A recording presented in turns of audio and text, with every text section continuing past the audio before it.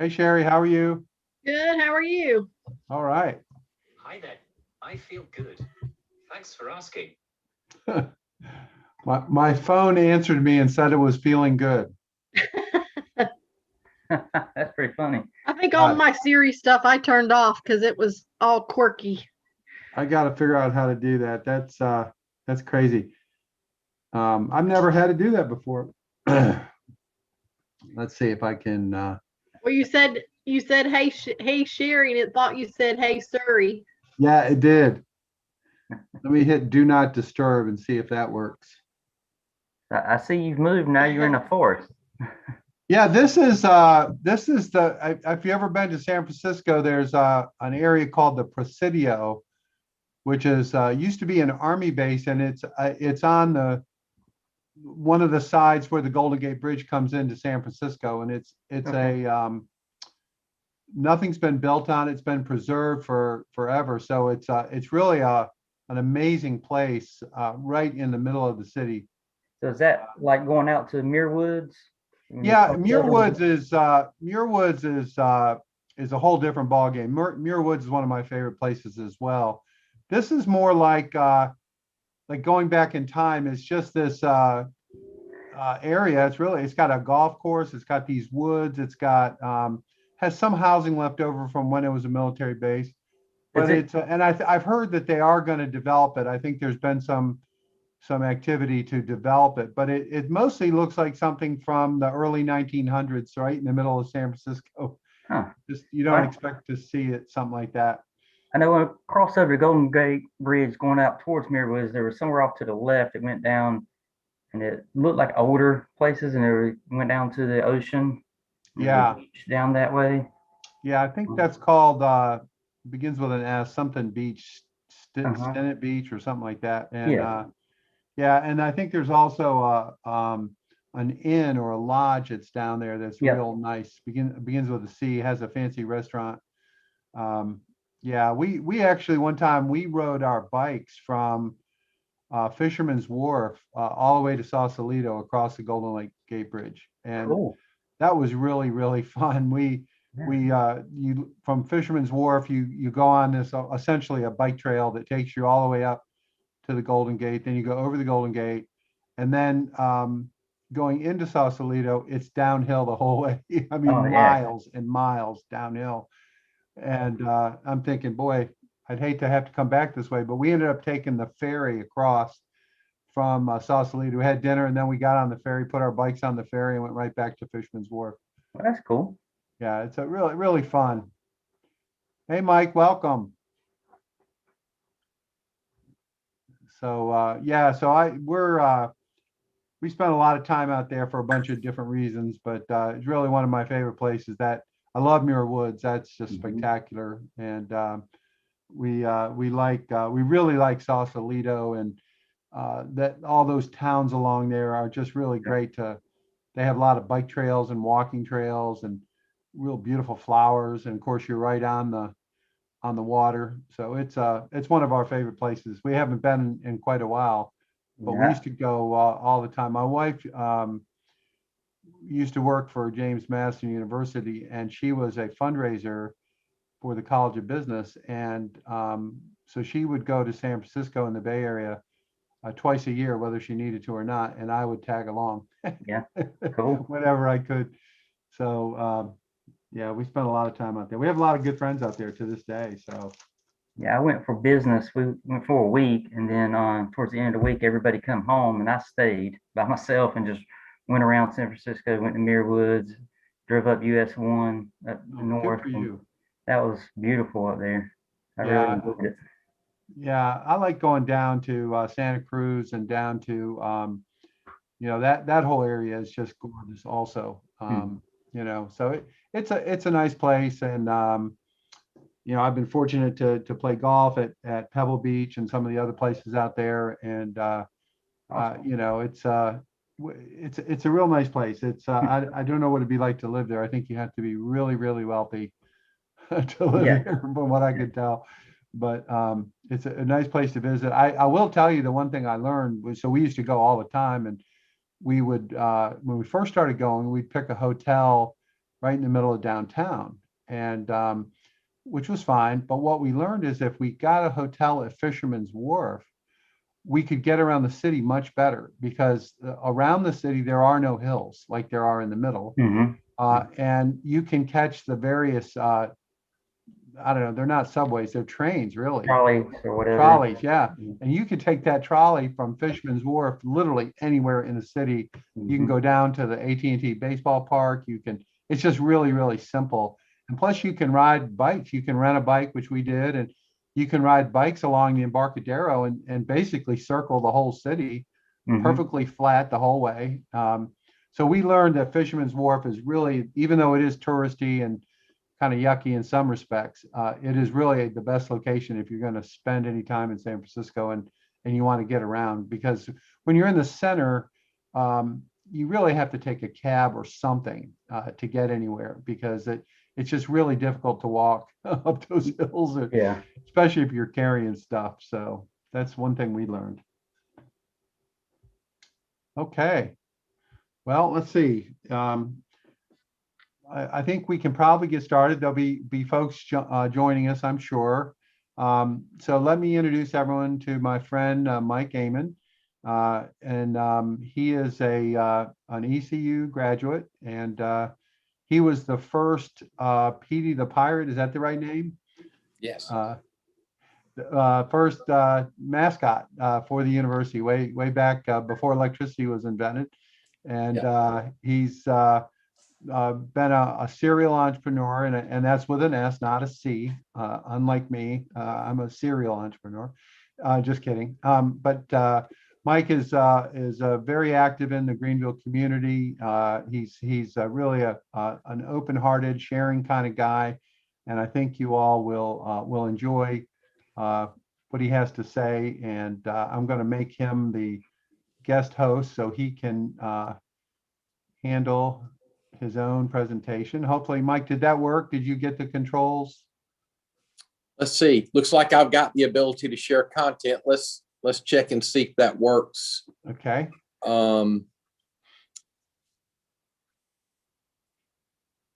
See if it allows me to share my Google Drive. Yep, it looks like it is. Yeah, let's see. I'm signing in. Hold on. No problem. Let's see. Hey, Joe, how are you? Ron, Zach, hey, everybody.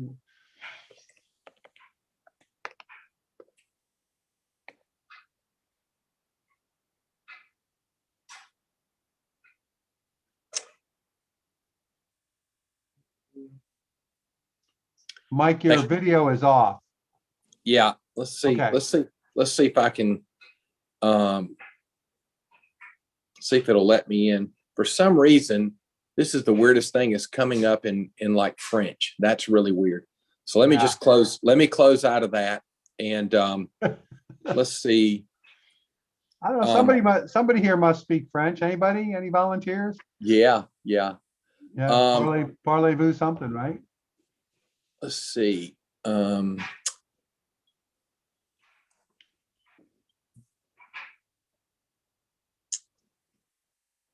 Share content screen. Let's see what happens now. Okay. Your video is still off, if that means it is. Okay. Let's see. Oh, it came on for a minute there. Now it's on. Okay. Yep, and it says you are sharing screen. All right. So let's see if I can pull this up. And there you go. Everybody can see that. Yeah. Very Great. good. All right. Well, let me start. I don't want to try to get in the mutual admiration society today, but I'd be remiss not to tell the group on this call, the folks that are on this call, how fortunate you are to have, and we got some people in the waiting room. Can you let them in, or do I need to do that? I got it. I got you covered. Okay, just checking. Just checking. Just to let y'all know how fortunate you are to have Dennis Trials come alongside you and this unforgettable vacation memory, helping you with the acceleration of your business. And like a lot of business owners that I work with now, they've certainly been impacted by COVID. Some have actually benefited from the COVID experience in unique ways by pivoting their business. And so, I'll sit here today and just say we're in an unusual time. And so I think what's really important is to look at the types of pivots that are necessary in a COVID or post-COVID business climate. And so what I want to do is, I think foundations are really important. And so when we talk about the foundations of our business, the mission, the vision, the values, what is our dominant selling idea? There's some things I'm going to share with you today, and it won't take long. And then what I'd like to do is open it up for questions and answers, or hopefully good answers.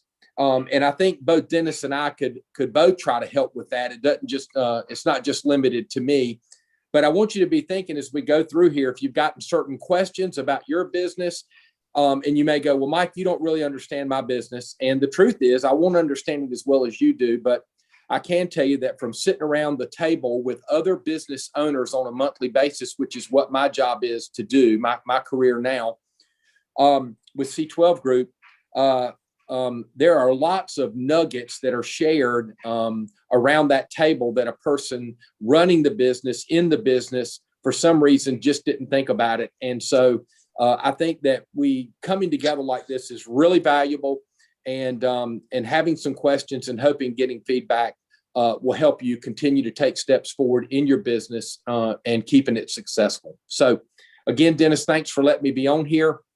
I'm gonna scroll up here. Can y'all see my screen okay, Dennis? Yeah, no problem. Okay. I'm not going to spend much time on this. Dennis did say I went to ECU. I'm actually from Roanoke Rapids, up near the Virginia line on I-95. I was the first PD. I was actually a cheerleader during my time in undergrad.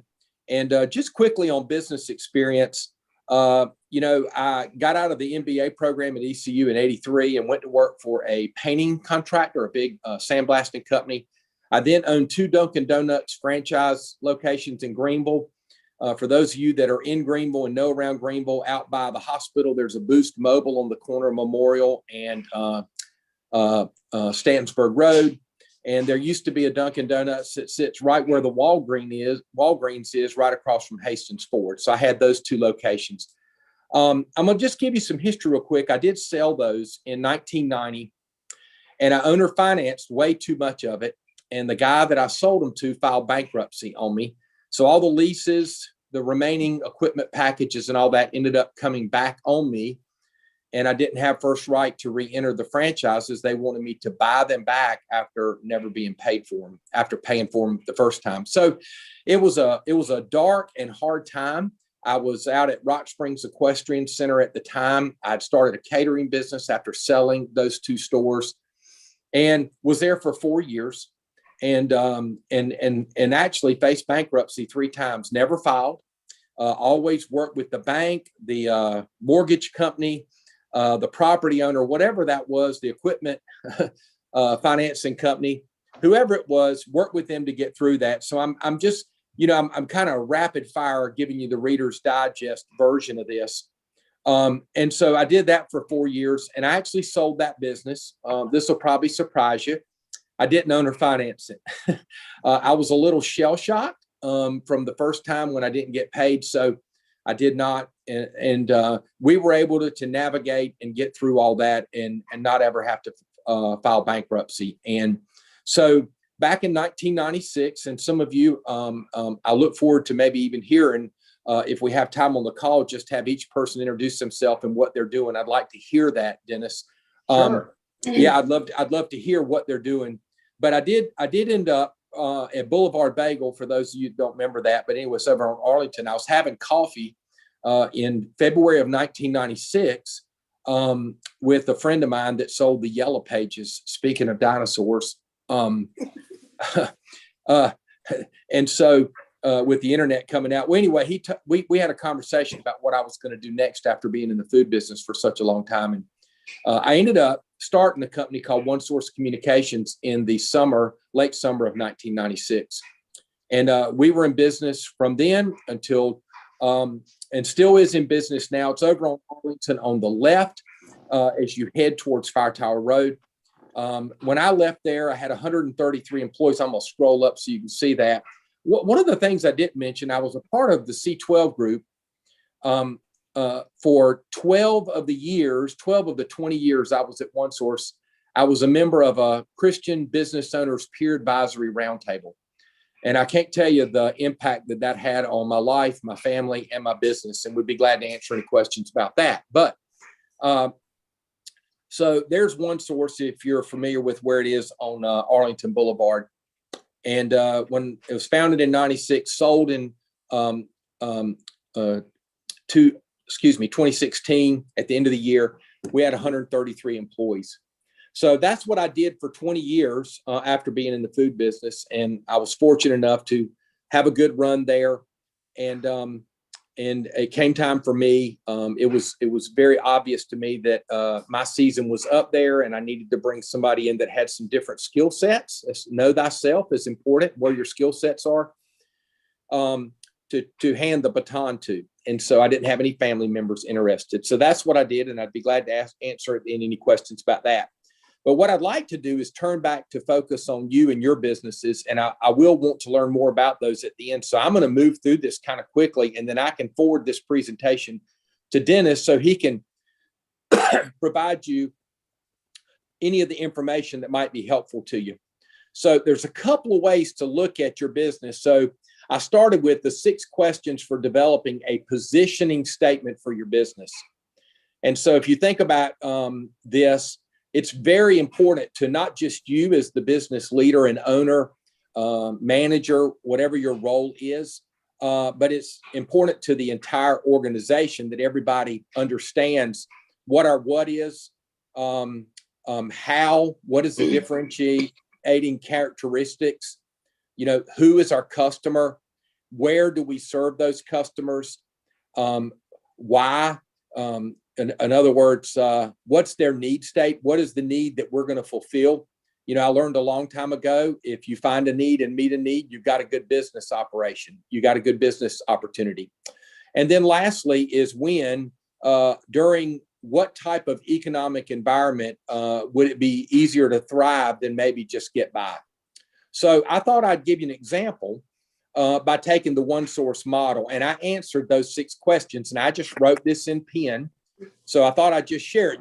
Every one of you should ask these 6 questions about your business. Even if you go, hey, I've been in this business a long time, or my family's been in this business, whatever that is, it's really important that you're able to answer these, because not only do you need to be sure about what they are, but your team does as well. So I went through and said, okay, what does that look like for OneSource? And so I did. I filled it in. We were the only managed communication service provider, the acronym was an MSP, that provides one number to call and one bill to pay for all communication services. For multi-location businesses, that's who our customer was. We thrived with those that had multi-locations. In North America, we actually branched into Europe too, but mostly North America, and it included Hawaii and Alaska.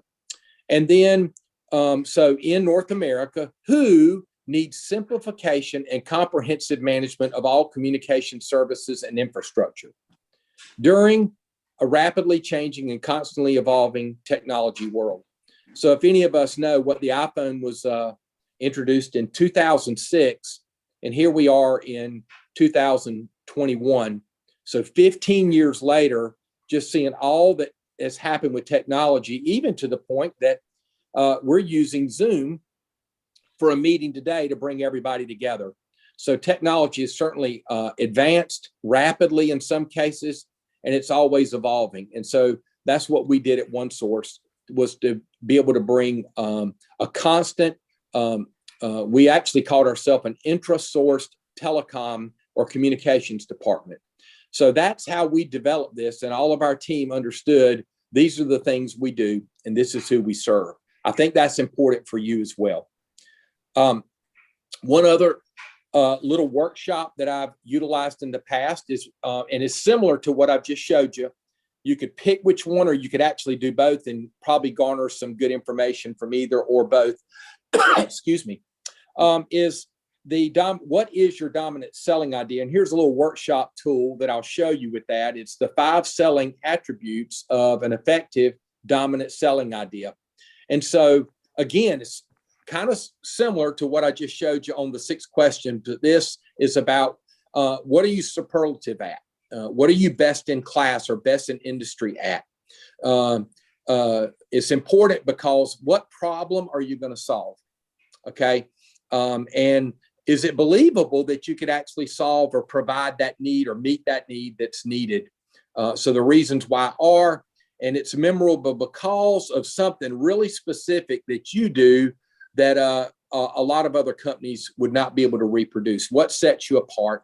And then you've proven it if you've got either case studies, you've got customer testimonials, you've got proven case studies, whatever that is, by the way that you've delivered that. And so in this presentation, I do have a blank one that Dennis could forward you. And I'm happy for him to give my email address out for anybody who wants to contact me. And I'd be glad to discuss this or help you if I could with it.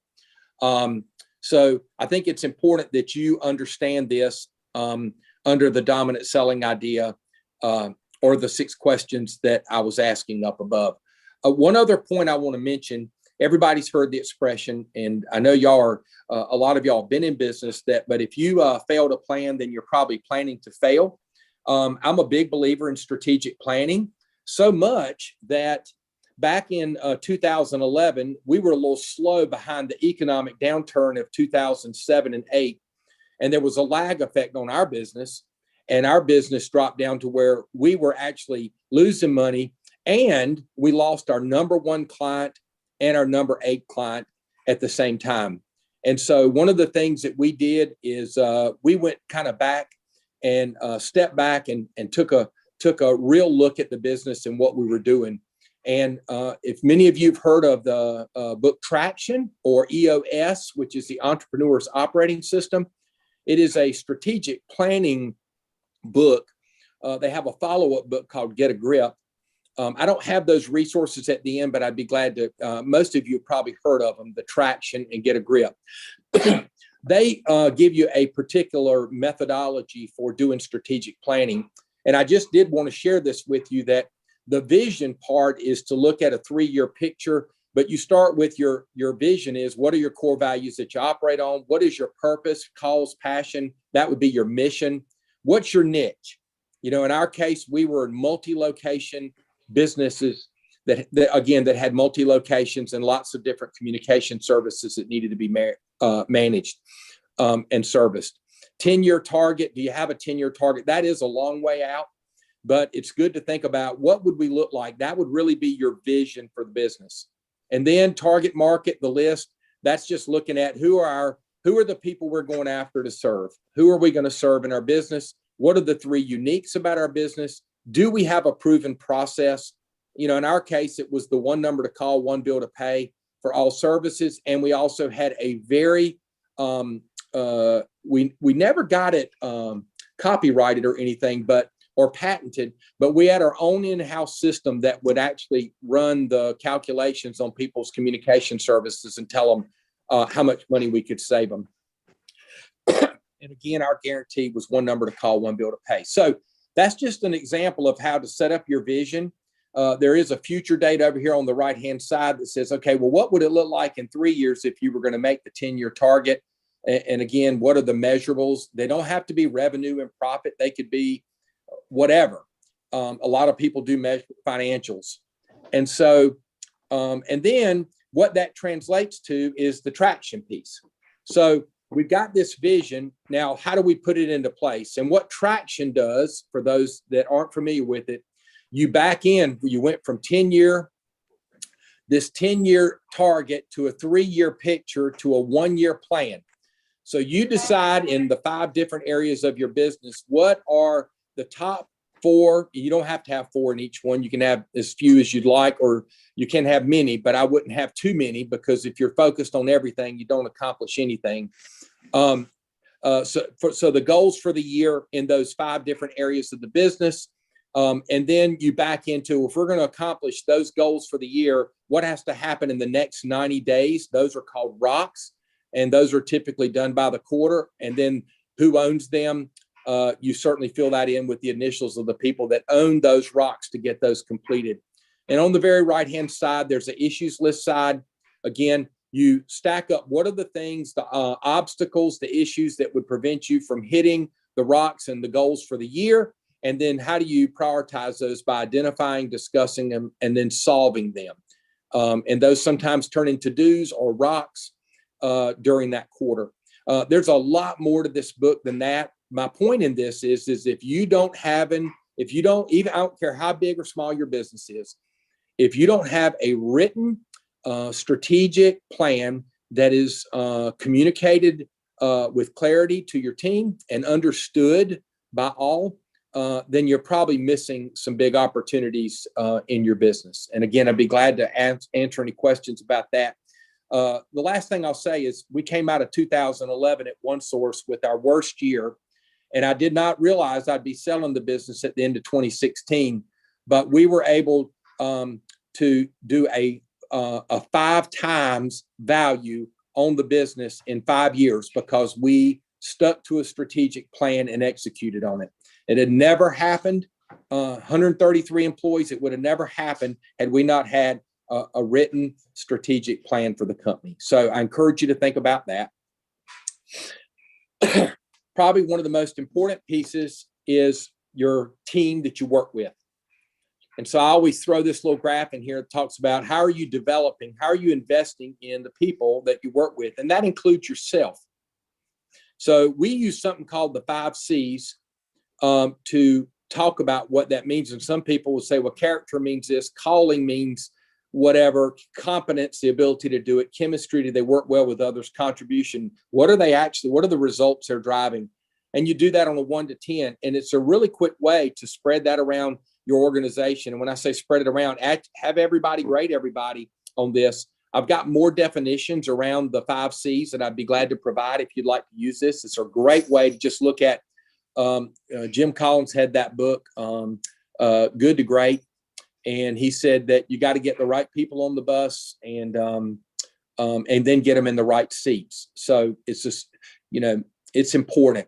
I guess last thing I'll say on the people part is I spoke not to this class for dentists, but back in the entrepreneurial class at ECU, I was talking and one person asked me and said, hey, Mike, Mr. Aman, what is probably the best thing about, the worst thing about being in business for yourself?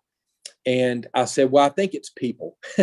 And they kind of looked at me like, what do you mean? And I said, well, we're difficult a lot of times, and we're not easy to work with sometimes, even the best people. And so I said, so it's really challenging. And then later, another person said, what's the best thing? And I said, well, most people think the best thing about running their business is they'll think they'll make more money, they'll have more free time, and they'll be their own boss. And sometimes, and most of you probably already know this, none of those are really true until you get your business really running well. And they asked me, what's the best thing about it? And I said, it's the people. So it can be the worst, and it can also be the very best, the relationships. As a matter of fact, Dennis and I were talking about that earlier. I wanted to give you some resources to think about on people. Gallup has done a really good job with a book called Strength Finders. If you've never taken that or read that book, it's a short little read, and you take an assessment. These were actually my 5 top strengths: belief, responsibility, strategic, achiever, and relator. Okay. And so I could spend a lot of time talking about this, but this was actually the nameplate outside of my office door at OneSource. So anytime someone walked into my office, they could look at that and remind themselves who they were going to be dealing with when they came in. And we actually used their book, Strengths-Based Leadership, which was another book to help folks work together with all the different strengths that they have. So if you've never, I think the book's like, I don't know, $18 to $20 on Amazon, and it really gives you a good look into yourself. A couple of other things I'm going to share as far as leading people. This book, The Way of the Shepherd by Dr. Kevin Lehman and Bill Pentak, is probably the most influential book on my management. It's the 7 Secrets to Managing Productive People.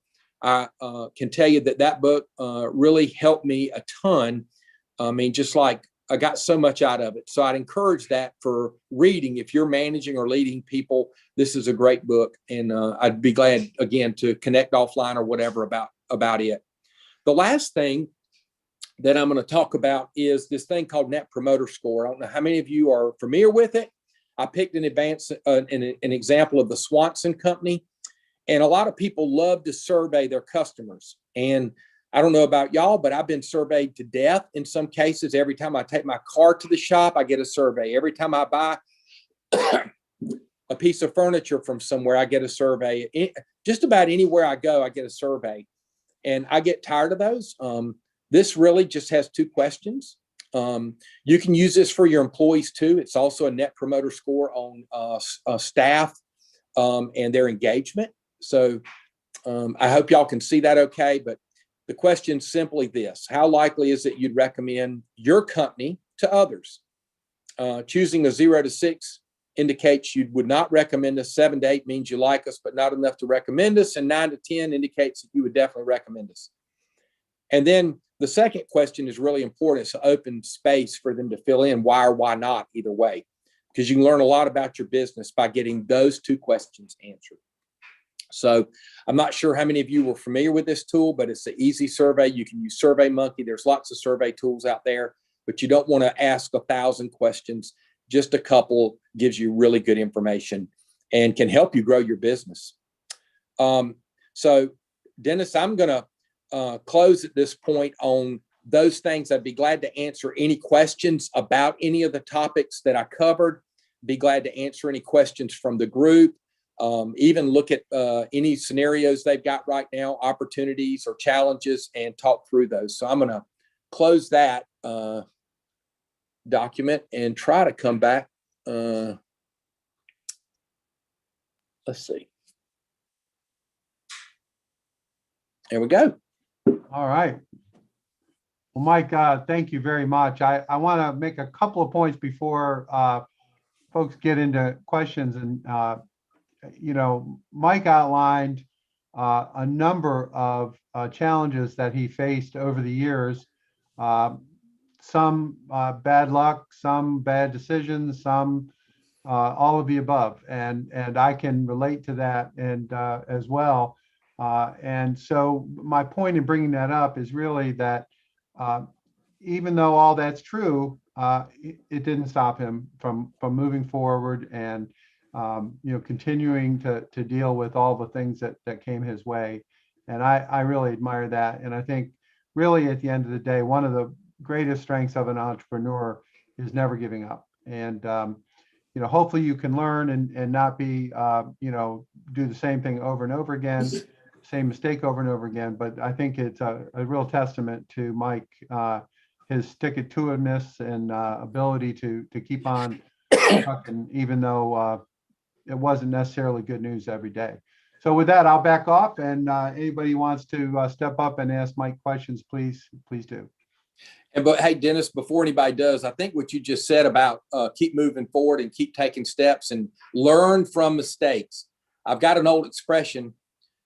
There's no education from the second kick of a mule. And people, I must say, I'm not familiar with mules, but I get the point. Yeah. And so I've always said I backed up behind a lot of mules and been kicked, but I try to never back up behind the same one twice. Yeah. And that means you learn from the mistakes, is what Dennis was saying.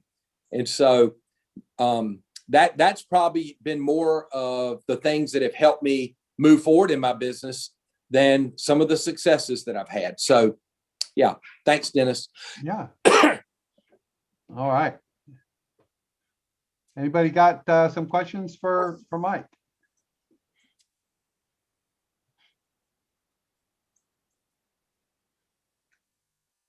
I know Joe has some questions. I can just see it in his face.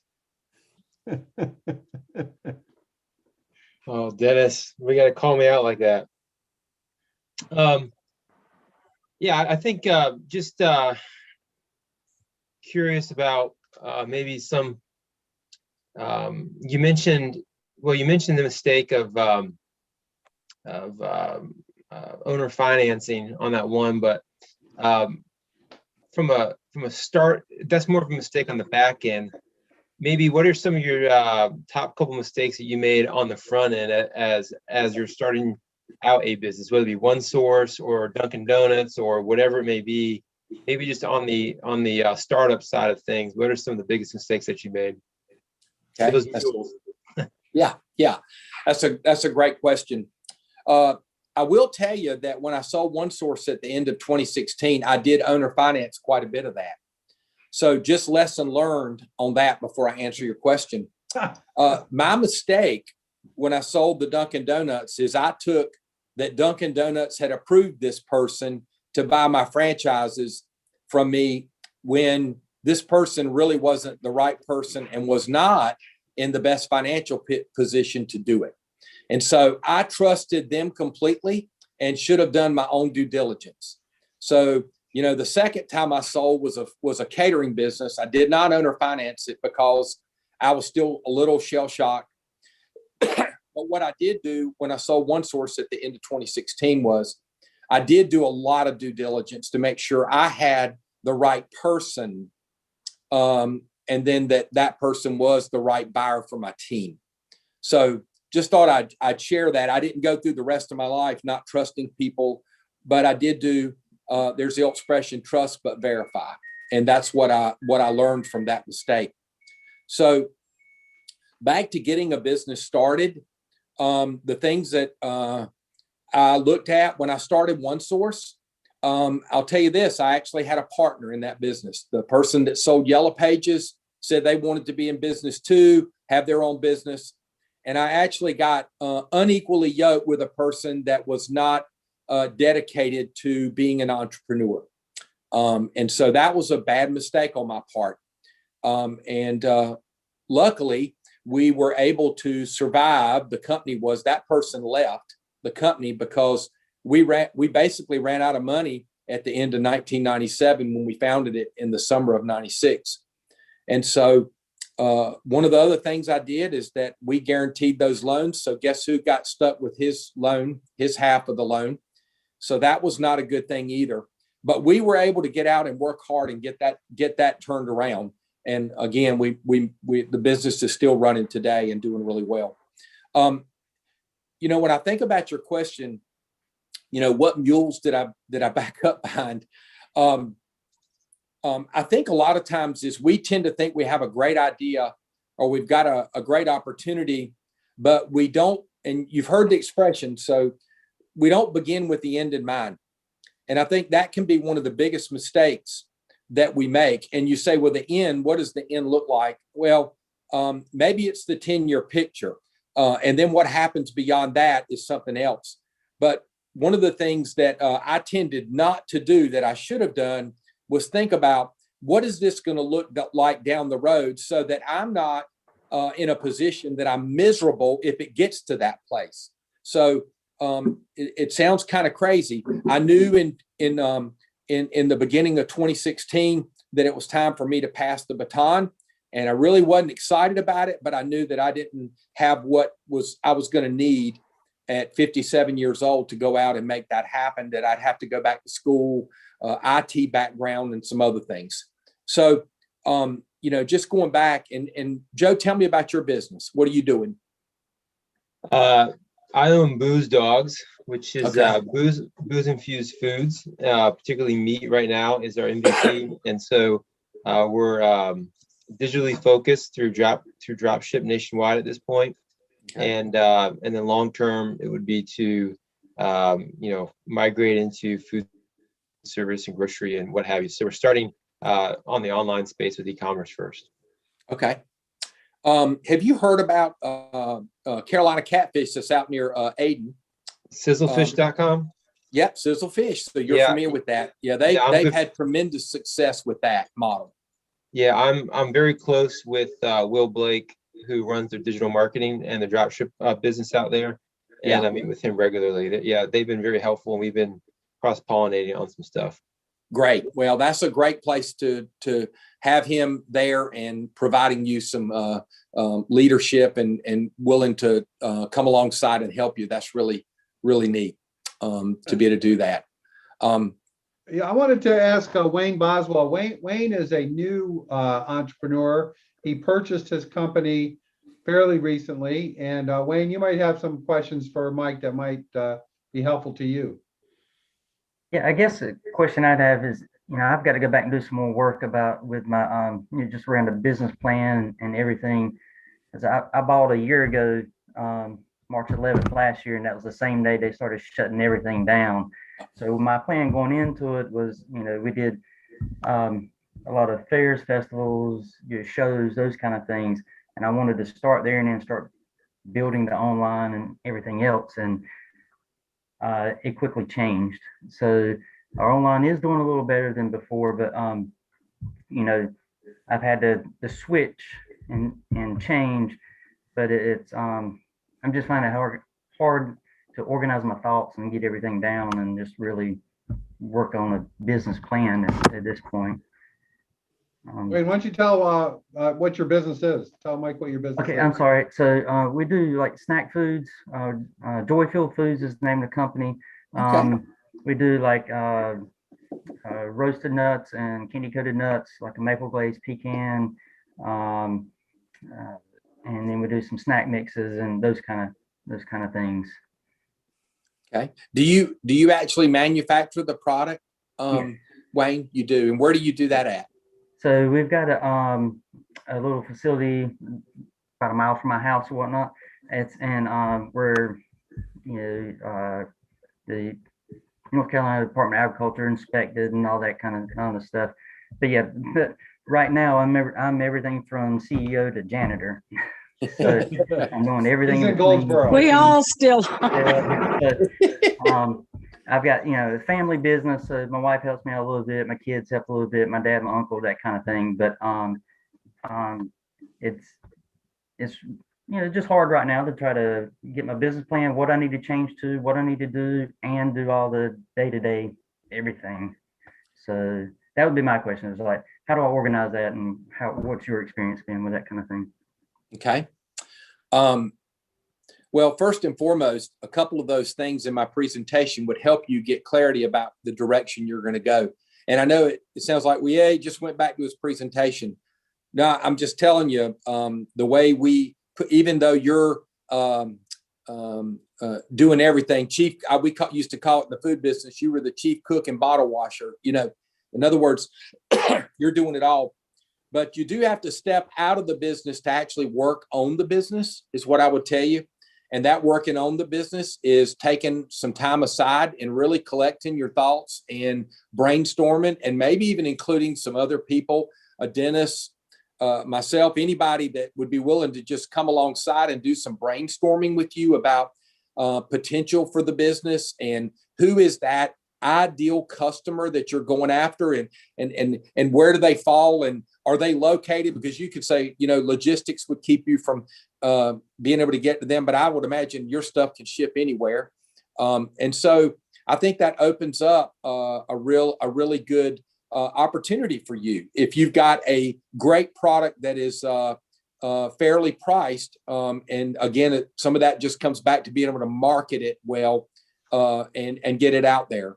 So even Joe with his company, that Booze Dog, that particular thing is the same thing. He's got to get it advertised and promoted. And so you might even, and I'm just going to say this as an example for Joe or anybody else that's doing online.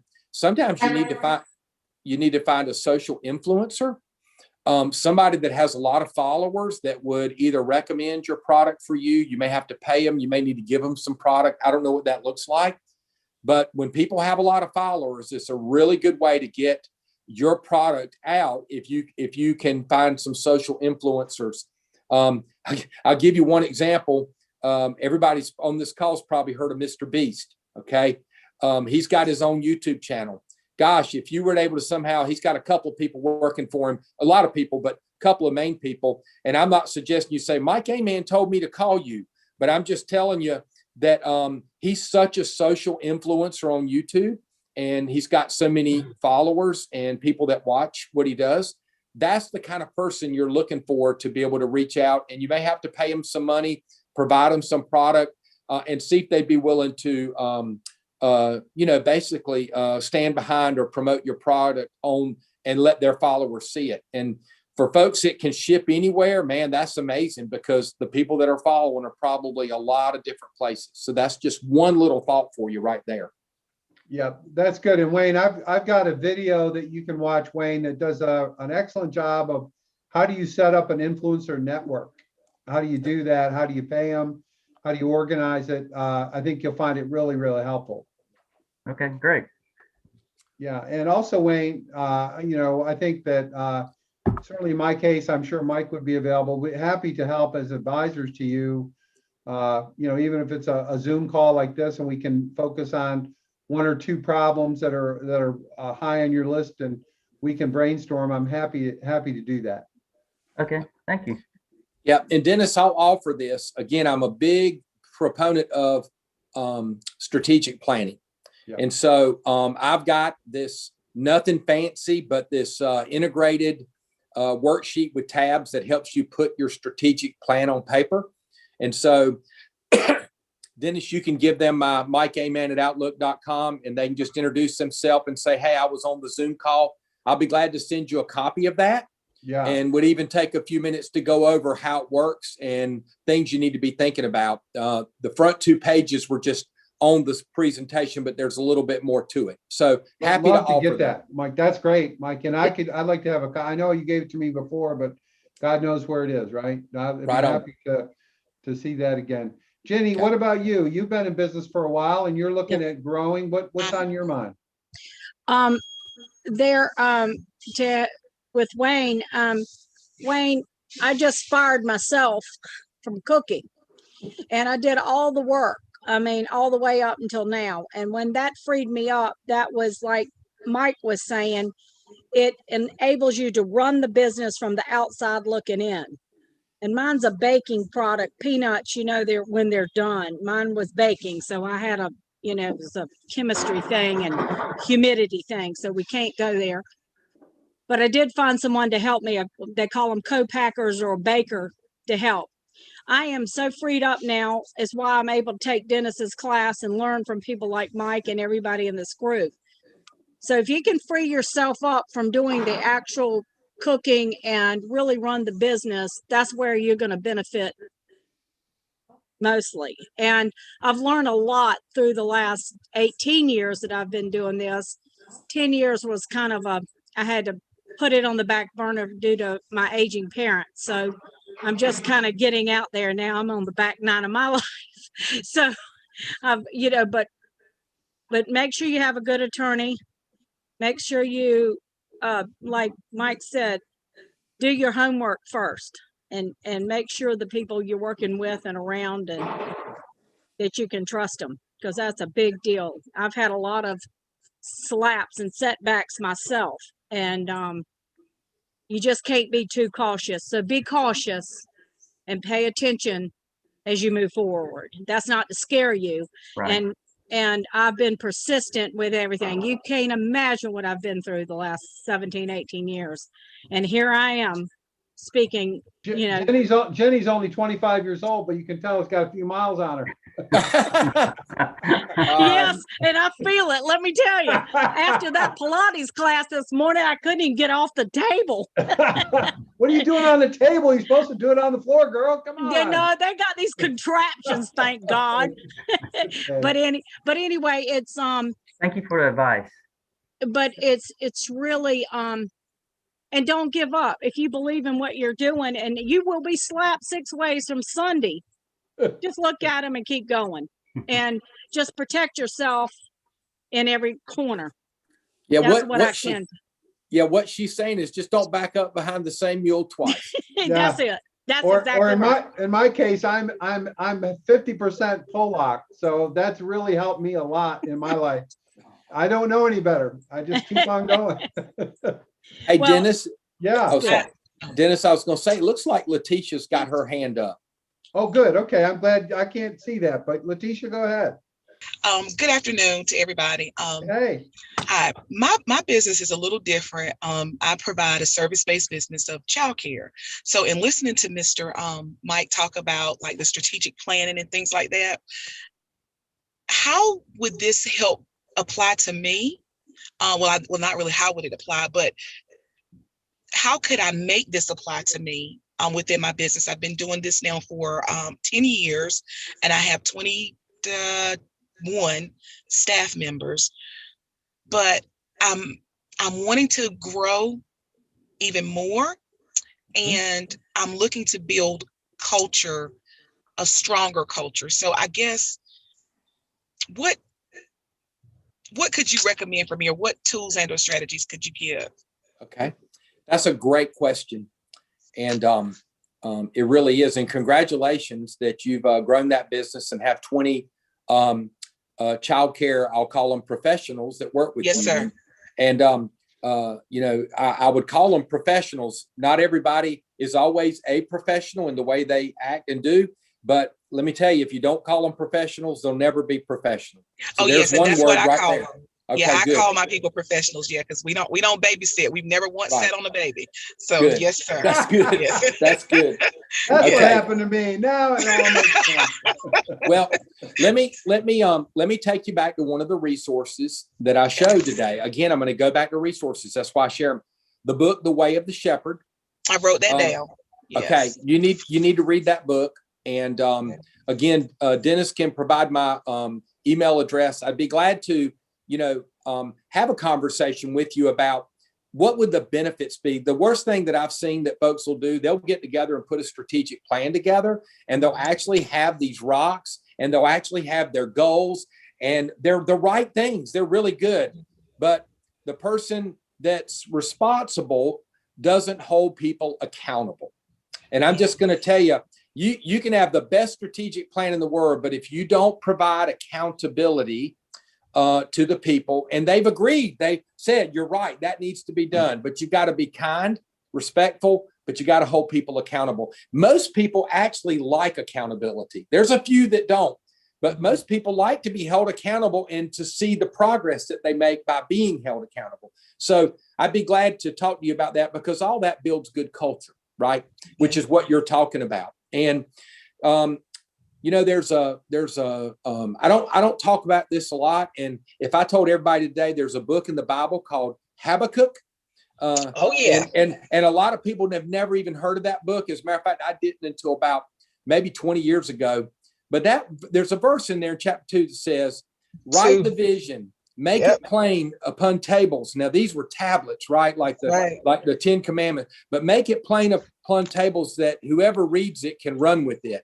I'm just telling you, if you don't have a strategic written plan that everybody on your team understands, it's clear to them, that it'll be difficult to accomplish things and reach the potential that you possibly could. So that's been my biggest problem. Yeah, I'll be glad to talk to you. I truly appreciate it, because that has really been something that I have struggled with throughout the years. My previous business was mental health, and that was completely different than where I am now. And I was able to articulate it more. But I've noticed since I've been here, and especially the last year, it has been difficult for me to articulate it. I see it here, but being able to actually put it. So I do appreciate that a lot. Yeah, absolutely. Okay. Thank you. Thank you. Any other questions? Sherry, you're muted. Or she needs to turn the volume up. Can you hear me? That's Just better. Barely. Just barely. Well, my husband is a That's farmer. better. My husband's a farmer, and he already has a plan. Mine and his plan, I don't always know his plan. I am the accountant, the produce manager, the everything else that I don't grow stuff. They if I'm in the field, they're telling me what to do. But I guess I need to do a plan for the things that I want to do, because I have a greenhouse that I'm going to turn into an educational center, maybe, and event center so we can have birthday parties and stuff like that. Mhm. That's what I'm trying. But like you said, it's in my head, all the things that I want to do, Mhm. but getting them out on paper is very difficult for me. Yes. So I don't know if that's kind of the same kind of thing as go through the worksheet, figure out what you want to do. But it's more up to me because he has a plan of what he's got to do. It's kind of farming. He knows when he's got to plant stuff, when it's going to come off, that type thing. But then I have figure out how to bring more money into the farm, because you can plant it, but you got to get people to buy it. So Yeah, that's where I'm at. well, and that sounds good. I think one of the things that maybe even Joe was asking about when you're getting started, and this is the same thing, because you're talking about getting started with this and how to get it going. When I started OneSource, I'm going to talk to you about real quick. There's two things in life that help you be successful. The first is, everybody says, it's who you know that matters, right? Okay. And then other people are on the side. It's what you know that matters. And I would tell you that you can know a lot of people, but not know really anything good that you could do. And that would be hard to have a successful business. On the other side, you could have the best mousetrap ever built, but if you don't know anybody to tell about the mousetrap, probably not going to do well. So I've always told people, it's what you do with those two things that gets results. Who you know and what you know. When you work together with those, you'll get results. So I'll back into how I use that. When I sold that last food business at the end of 1995, I was figuring out what I was going to do, and I got in this communication business. And before I went to the bank to borrow money, I went and talked to all the service providers and figured out how they sell their services. Cellular phones, paging was actually, y'all probably not old enough to know what a pager is. But anyway, there were pagers, all these things. And I went and learned about how they worked conceptually, and how could you make money selling them. And so how did I get the business to be able to put a business plan in front of the bank? And here's how I did it. I went back to all my old catering customers that were big businesses around Greenville. And I asked that decision maker that normally called me to place orders for catering and said, listen, I'm getting ready to start this new business that helps businesses manage their communications better and save money. Would you be willing to let me take a look at your communication bills? And most of them, I had such a good relationship with them, they let me stand at their copy machine and make copies of their communication bills. I went back and did all this analysis work, and I put it in an Excel spreadsheet, which I didn't know how to really use Excel back then, but I figured it out. And I went to the bank with a plan that had 13 different businesses, and I had 13 tabs and one summary tab, and it showed the revenue I could make and how much money I could save them. And if I hadn't put that together, the bank would have never loaned me the money. So you do have to have a preliminary plan, and it's really good to have some actual potential customers.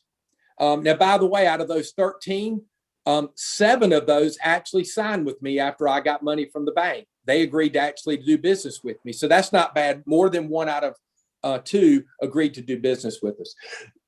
So if you're thinking about this plan, about what you would like to do, I would run that by some people that you know. And then lastly, I would make sure that the numbers work. It sounds good in our minds sometimes, but when we come back to it, if the numbers don't work out right, doesn't matter how good an idea it is.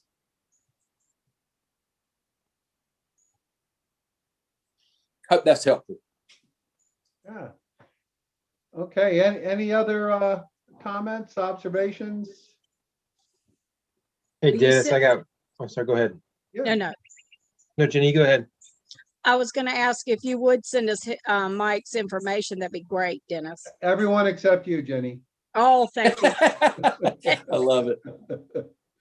Yeah, happy to do it.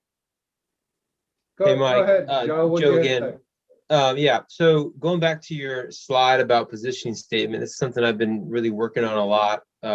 It's not the first time we've heard it in the class as far as the importance of that. Dennis has been really good about sharing different views and resources on that. So the long term, the end game, the big vision, how to get there is clear for me. I don't struggle with that.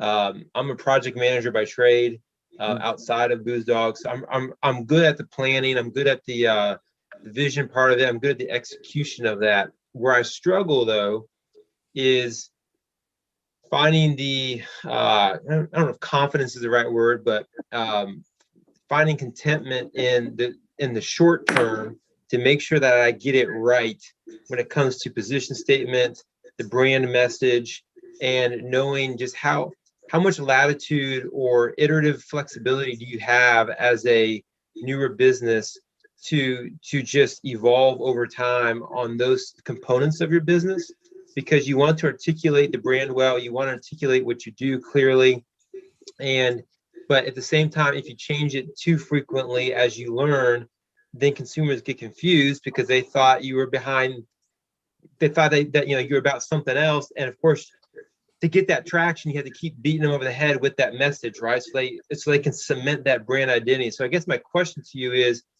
outside of the long term, just focusing on the short term related to the brand messaging and position statement, how much flexibility do you have to iterate before you actually learn to get it right?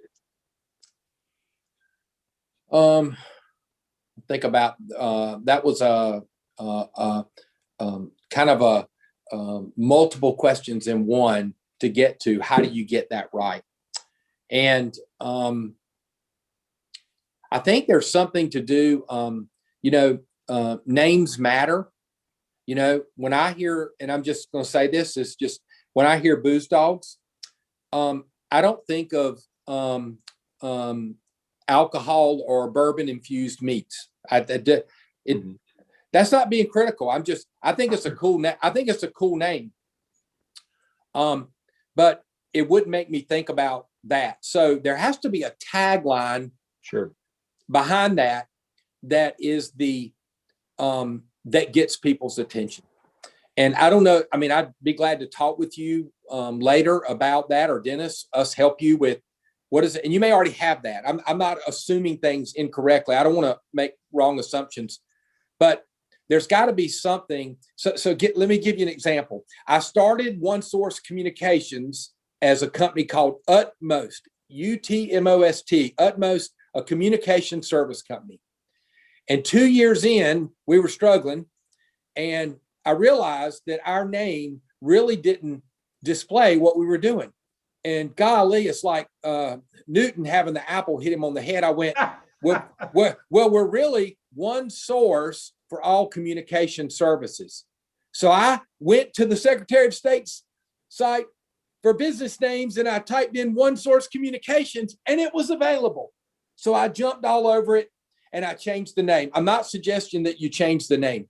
What I am saying is Utmost, a communication service company, didn't say we're going to manage all your communication services for you. And the new name did. In your case, Booze Dogs needs to have some type of tagline that really follows right behind that tells people what you're providing, what's your unique, what's unique about what you're doing. Sure. So I think Joe, if I can react also in a similar way, I view entrepreneurship and running a business as a continuum. There's never a finish. It's iterative. It's constantly trying to figure it out. And Mike just described a 2-year process where he finally figured out what would work in his instance. So I think as a project manager, you might be used to getting things done in a certain order and a certain timeliness. I think you have to get used to the mess and used to the continuum that it reminds me of that movie. I don't know if you ever saw. It was Steve Martin. I think it was called Parenthood or something like that. And yes. In the movie, near the end, Jason Robards plays Steve Martin's father, and he looks at him. He says, "There is no finish line, son. It never ends. The game never ends." And that's kind of the way I feel about entrepreneurship. It's different stuff, but it's always a shit show. At least that's been my experience. So. Sure. hopefully that helps. I don't know if it does. No, it helps. I mean, I love creating order out of chaos, which is why I love project management. So I'm fine with the chaos. And you're right, Mike, that the brand name is intentionally not descriptive per se, and it does need a tagline, and I have some ideas and I've been working on that. But the question is though, as you put marketing dollars behind, because at some point you can't be paralyzed without action, right? At some point you have to keep selling, right? You got to keep moving to progress. And so I guess the question was more targeted towards, as you're playing with the taglines, or you're playing with the position statement, how often, how many gimmies do you get before folks get confused, or how much do you have to nail it before you put the marketing spin behind it to push it? Does that make sense? Yeah, I think a lot of it to answer that question depends on where your market goes. I would have not been afraid to change the name of my company if we totally had to pivot to something different, or a different way of doing things. Just while you're talking, I'm thinking about Booze Dogs, aim high. And A stands for alcohol, I stands for infused, and M stands for meats. And most meats come from hunting. I know there's beef and all that, but you could use a bullseye. I mean, what you got to be careful with me. I'm just saying I can start running with that, but that really what you're trying to sell is alcohol infused meats, correct? Yes. Okay. So that's where I came up with AIM, and whether it's aim high or aim what or whatever, whatever your tagline's going to be, I would be able to think about playing off something that gets people's attention. Dennis was right about that.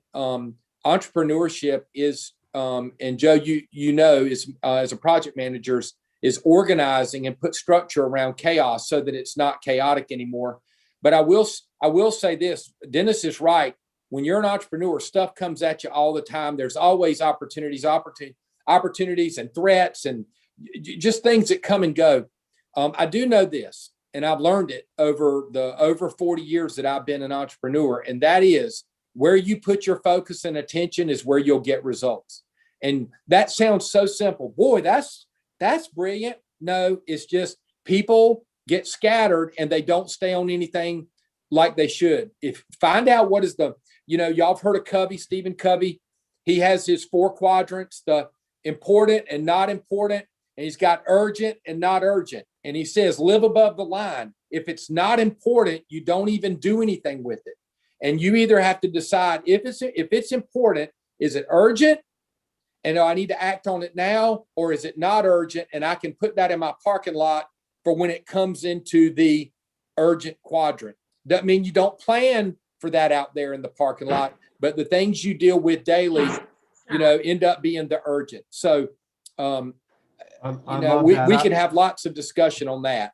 Yeah, I'd like for you two to hopefully connect Joe with Mike. I'll give you his contact information if you don't have it.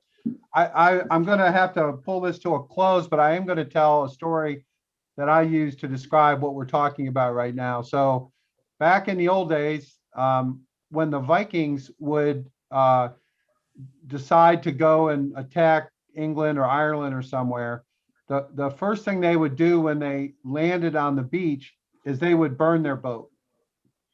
And the Vikings, as you know, really never lost. And think about fighting somebody who cannot get home unless they win the fight. So that's a pretty highly motivated individual. And that's focusing on the task at hand, which is to burn and pillage this village that they just attacked. So it's Dennis, all did your the same dad tell thing. you that, Dennis? What's that? Did your dad tell you that?